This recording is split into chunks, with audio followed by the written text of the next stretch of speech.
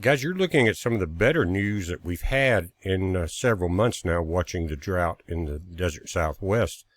And what we're seeing, guys, if you remember a few days ago, we talked about an extreme high pressure dome that's going to break records.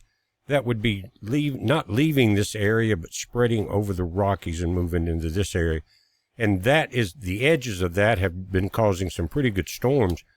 But that movement to the east, guys, has allowed a little bit of break right here. Look at California, look at Nevada, going up into Washington, Oregon, and look in Phoenix. Now, these clouds are a little bit deceptive. Some are not as strong as others, but anything's better than nothing. The four coners, guys, going up into Utah, Colorado, and New Mexico. Now, Mexico itself is getting a really good break right now. Louisiana, you're getting moisture. I know it may be a little bit, but remember, it may not be long before you be praying for it. So everybody, now is the time to collect any moisture you can. Use your rain barrels, use your swimming pools, whatever you got. Put a tarp in the back of your old pickup. It doesn't matter. Catch this water. It's going to be the next blue gold, I promise you. Now, you're getting storms through this area. That's because the heat that we're seeing here is mixing. Now, this area right here, guys, that's south of Louisiana, starting to come offshore. The National Hurricane Center is starting to pay attention. We'll leave that for another video, but I just wanted to make you aware of this little rotation here. And, guys, the Gulf of America is overheated. It hasn't had much release, especially last year with tropical storm heat release. And so the moisture's been trapped here. And in a way that this area, guys, a few years back, let me just make this clear before I say it. We had this high dome pressure over us, and we went for 2 or 3 months with record-breaking heat, almost no rain, everything dying off, almost impossible to keep the animals cool and keep everybody else cool. It just got tough. And I learned after that to never, ever look at rain bad. But what has happened now is we're getting a lot of it.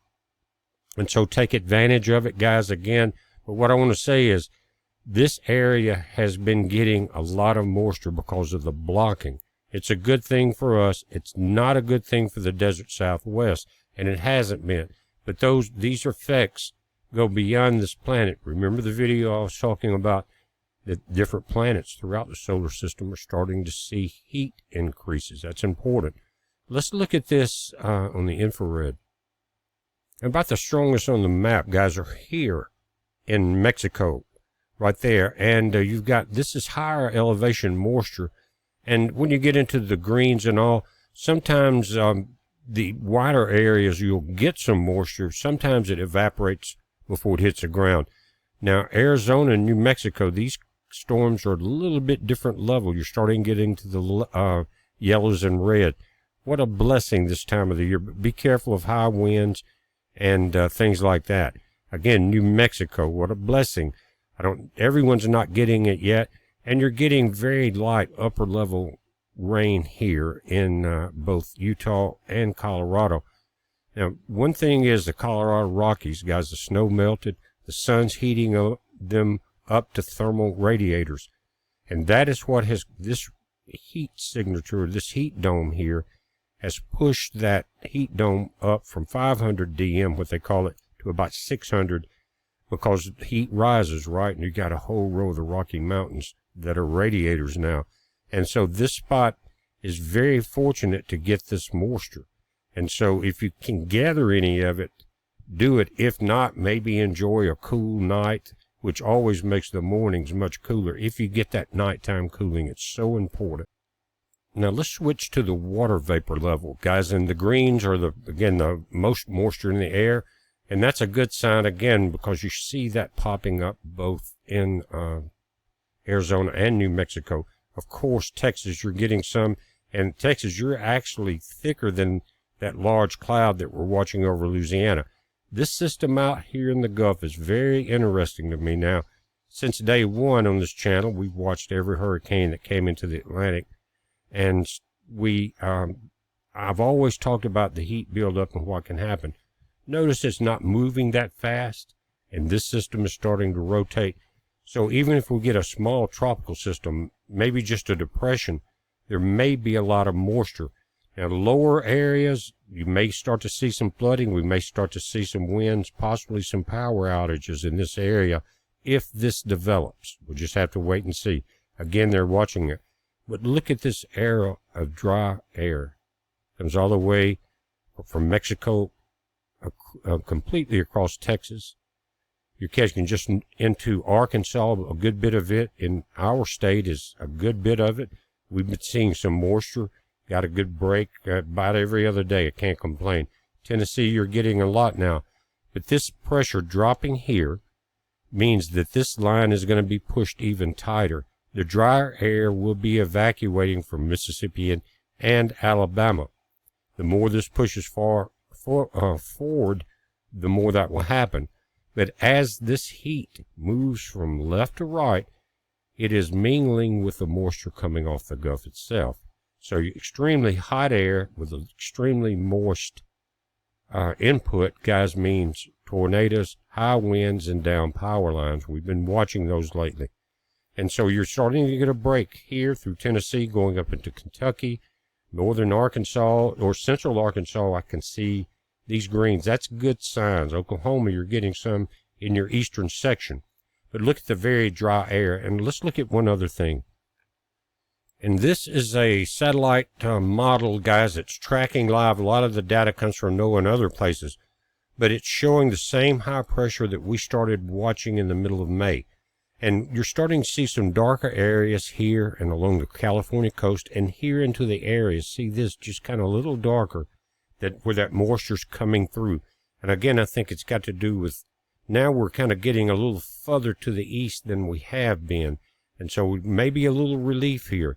But the trend, though, that's very important. We saw this moisture creeping into the northeast on the live satellite images. But this trend at the surface level, and especially along the Rockies, guys, is still setting in place. So these depends on how the monsoon season, how strong it is. But if you look below this, just to be real about it, all of this is moisture, and it's being driven, as you can see, by the tropical circulation here further to the north. But the moisture is only breaking in occasionally. Is today the first time in a few months we've seen that much moisture in the desert Southwest? Think about that. Now, the record El Nino, guys, you can see that it's pushing hot air forward and pushing it backward. But this big low-pressure system right there, see that? That's one of the moisture traps. It's blocking moisture from the Aleutian Islands, from Kamchatka, Russia, through the poles, through Canada, guys, this entire western section of Canada. Look at Greenland. Check that out. Talk about the poles warming. Let's just check the South Pole while we're here. Look at this. This is how much moisture is available for snow or rain. And what they would be normally getting in the Antarctic winter is heavy snow. What precipitation they have reported is rain on top and washing the snow off, melting from the bottom and top.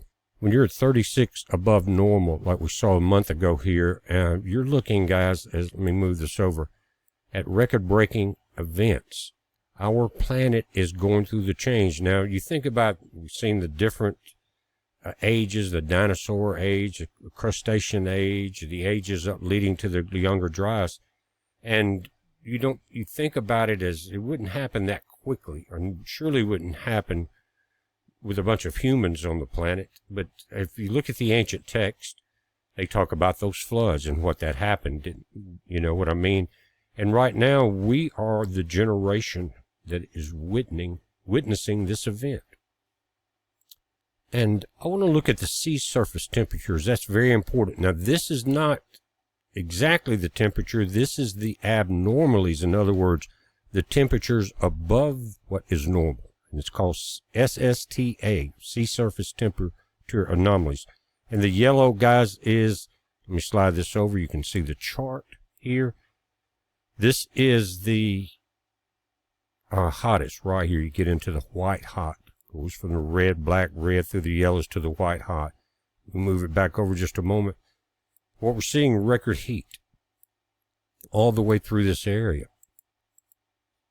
It's also reaching into Trinity Peninsula here. These are reds in the Arctic winter, guys, and that indicates warmer. Now, the yellows haven't reached there, but look how far they are down into the tip of South America. The Trinity Peninsula, they call this, look at some of the heat spikes. And they're saying that you're starting to see bare rock, just like we see at the top of the Rockies, and they are also, excuse me, instead of reflecting heat, they're absorbing it, becoming radiators themselves. These are world triggers to tell you that we are in the age.